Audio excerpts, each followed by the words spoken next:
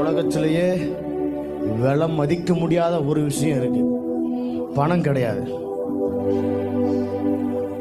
போன வாரம் நினைக்கிறேன், நான் கோயம்புத்தூர் போயிருந்தப்போ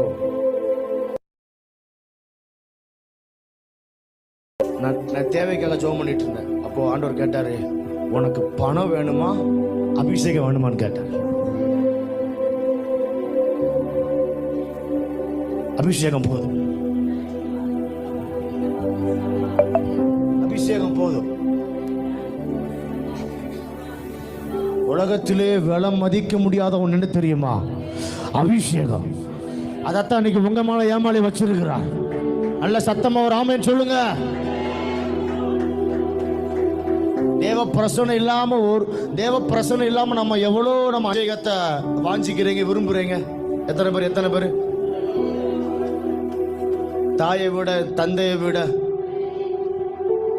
என் சொத்தை விட, நான் வச்சிருக்கிற பணத்தை விட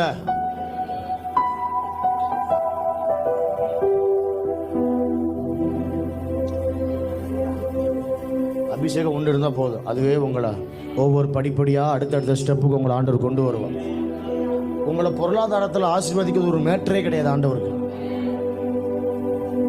உங்கள் அபிஷேக அளவு அதிகரிக்க உங்கள் பொருளாதாரம் ஆட்டோமேட்டிக்காக பின்னாடியே வரும். நன்மையும் கிருபையும் தேவ பிரசனம் அதை நீங்கள் கேரி பண்ணணும்.